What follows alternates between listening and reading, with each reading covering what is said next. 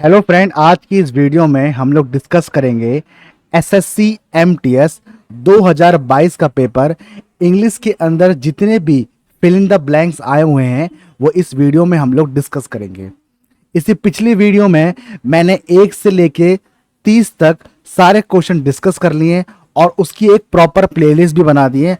आपने अगर वीडियो नहीं देखी है तो वहां पर जाकर आप देख सकते हैं। क्वेश्चन नंबर हम 31 को देखते हैं। क्वेश्चन क्या रहा है, देखिए। The agility of the acrobat dash and thrill the audience. ठीक है, आपको एक स्टेटमेंट देंगे या आपको एक सेंटेंस देंगे और बीच में आपको एक डैश मिलेगा।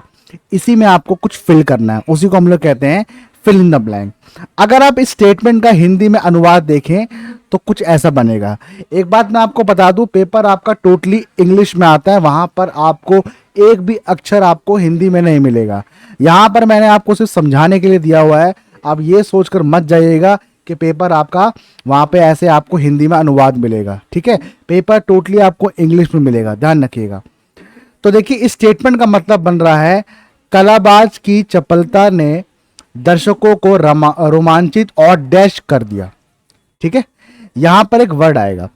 अब क्या आएगा, 4 ऑप्शन दिए गए हैं, इनमें से एक हमारा करेक्ट आंसर है। अब देखिए, यहां पर आया हुआ है एंड। ठीक है, AND एंड। एंड यहां पर क्या है, कंजंक्शन है। क्या है, कंजंक्शन। कंजंक्शन क्या करता है, दो सेंटेंस को आपस में जोड़ता है या दो वर्ड को आपस में जोड़ता है। अब देखिए, इसने यहां पर थ्रिल, एक वर्ड यहां पर इसको जोड़ दिया और एक वर्ड यहां पर आएगा। ठीक इसी प्रकार जब भी एंड आता है तो आप देखिएगा इसके जो दोनों तरफ जो भी वर्ड हैं वो एक ही फॉर्म में है, एक ही फॉर्म में आएगा। अगर ये वाला वर्ड अगर यहाँ पे वर्ब की फर्स्ट फॉर्म है तो यहां पर भी वर्ब की फर्स्ट फॉर्म आएगी। ठीक है, अगर यहाँ पे वर्ब की थर्ड फॉर्म है तो यहां पर भी वर्ब की थर्ड फॉर्म आएगी। अब देखिए यहां पर थ्रिल्ड, थ्रिल के आगे ईडी लगा हुआ है। ठीक है, तो इसका मतलब यहां पर जो वर्ड आएगा वहां पर भी ईडी लगा होगा। तो देखिए यहां पर ऑप्शन देखिए, पहला है अमेज, अमेज नहीं होगा क्योंकि ईडी नहीं लगा हुआ। उसके बाद देखिए अमेजिस, यहां पर भी ईडी नहीं लगा हुआ है तो ये भी गलत हो गया। उसके बाद देखिए अमेजिंग, यहां पर भी नहीं लगा, ये तो आईएनजी फॉर्म में है तो ये तो होगा ही नहीं। उसके बाद देखिए लास्ट ऑप्शन है हमारा अमेज्ड, यहां पर ईडी लगा हुआ है तो यहां पर क्या आ जाएगा, आपका आ जाएगा अमेज्ड। ठीक है, देखिए यहां पर भी ईडी है और यहां पर भी है, दोनों वर्ड सेम फॉर्म में है। ठीक है, और एंड ने इसको जोड़ दिया है। तो जब भी आपको सेंटेंस के अंदर एंड दिखे तो सबसे पहले आप ये देखिएगा कि जो दोनों वर्ड है वो सेम फॉर्म में है या नहीं है। ठीक है, दोनों वर्ड सेम फॉर्म में होने चाहिए, तभी आपका करेक्ट आंसर होगा। तो यहां पर हमारा करेक्ट आंसर क्या है, ऑप्शन नंबर डी, अमेज्ड। ठीक है, नेक्स्ट क्वेश्चन पे आते हैं हम लोग।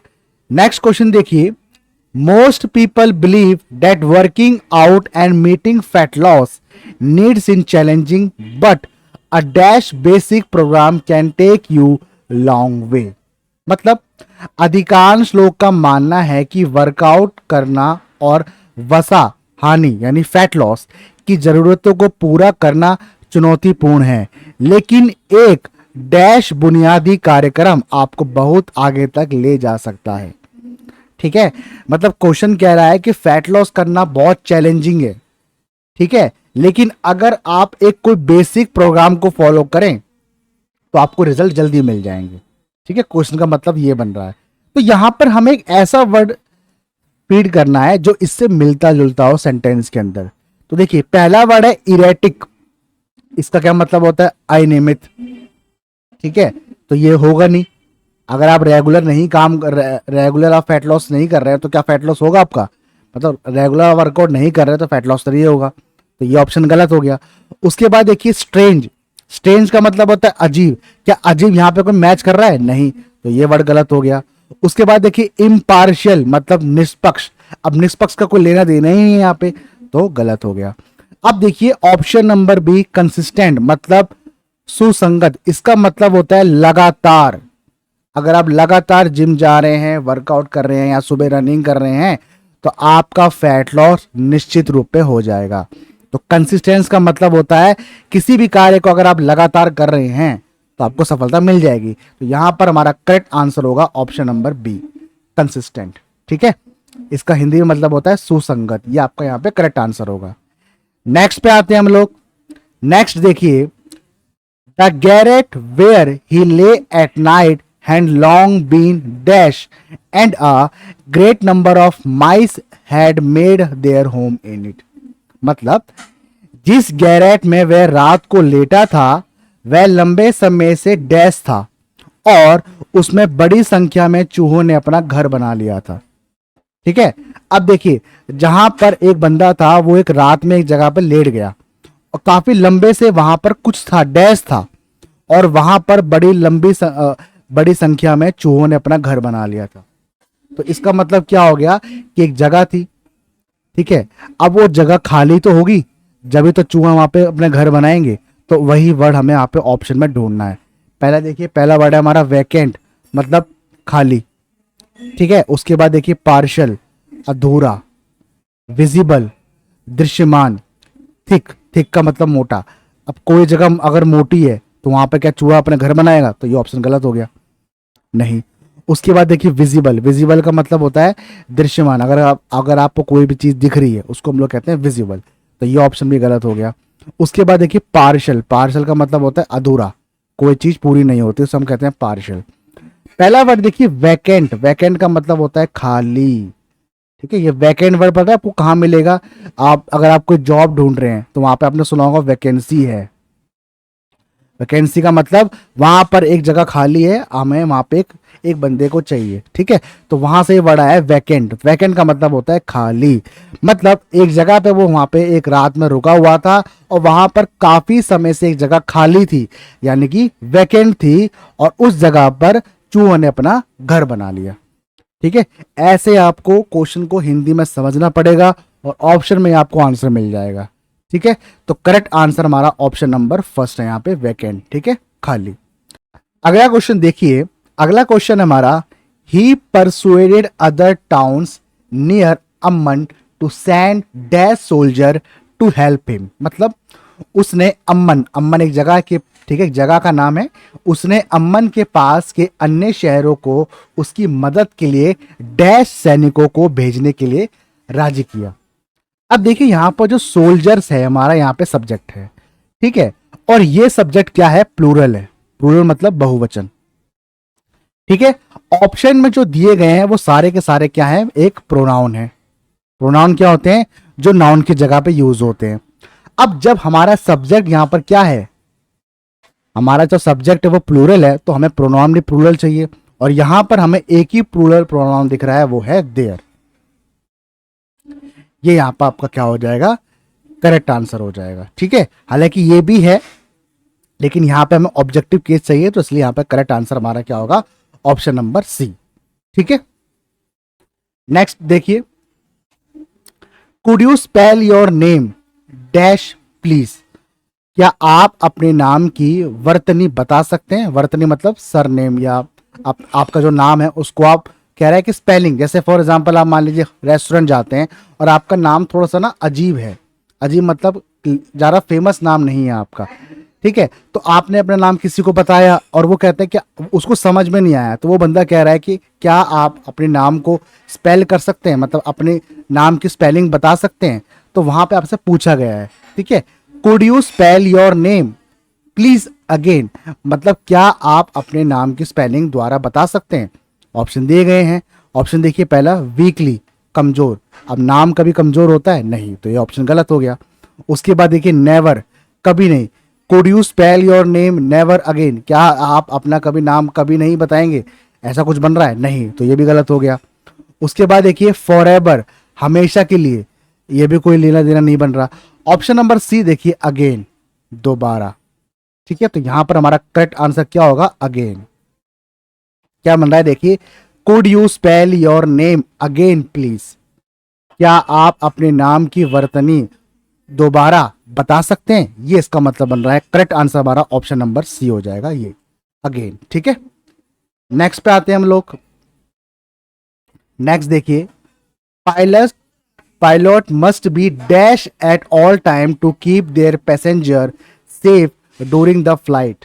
क्या कह रहा है? उड़ान के दौरान अपने यात्रियों को सुरक्षित रखने के लिए पायलटों को हर समय डैश रहना चाहिए। क्या रहना चाहिए? सुरक्षित। कि सो जाना चाहिए। अगर भाई पायलट सो जाएगा तो भाई विमान तो गया। तो हमेशा जो उनके जो विमान का पायलट होता है वो हमेशा क्या होना चाहिए, चौकन्ना। तो वही हमें वर्ड में ढूंढना है। देखिए पहला दिया हुआ है थर्स्टी, मतलब प्यासा। भाई क्या उसके पास पानी नहीं होगा पीने के लिए? पानी तो होगा ना, विमान में पानी तो पर्याप्त होता है। तो ये ऑप्शन हमारा गलत हो गया। उसके बाद देखिए डिस्टेंट, दूरदर्शी। डिस्टेंट का मतलब होता है कोई चीज आपसे दूर है। उसके बाद देखिए विजिलेंट, मतलब चौकस। आपको पता लग गया हो करेक्ट आंसर क्या है। और फोर्सफुल मतलब बलशाली। तो ना तुम्हारा बलशाली होगा ना आपका यहाँ पे डिस्टेंट होगा। करेक्ट आंसर ऑप्शन नंबर 3 है, विजिलेंट। ठीक है, हमारा जो पायलट है वो हमेशा चौकस होना चाहिए ताकि यात्री सुरक्षित रूप से अपने जगह पर पहुंच जाए। ठीक है, नेक्स्ट देखिए, if she like something she will buy it much it cost. मतलब अगर उसे कोई चीज पसंद आती है तो वह उसे खरीद लेगी, उसकी लागत बहुत है। मतलब एक लड़की है, अगर उसे कोई चीज पसंद आ जाती है तो वो उसे खरीद लेती है, चाहे उसको कितना भी महंगा हो। ये बन रहा है। अब देखिए ऑप्शन देखिए यहाँ पे, पहला है हाउएवर, तथापि, वट एवर, जितना, आल्सो, भी, वेरी, बहुत। यहां पर आपका करेक्ट आंसर है option number A, however. However का मतलब होता है आपके हालांकि कुछ। ठीक है, मतलब चाहे दाम कितना भी हो, अगर उसे कोई चीज पसंद आ जाए तो वो उसे खरीद के रहती है। तो ऑप्शन नंबर फर्स्ट यहां पर सही हो जाएगा आपका, हाउएवर। ठीक है, नेक्स्ट पे आते हैं हम लोग। नेक्स्ट देखिए, Mrs Gupta express her dash for my political understanding.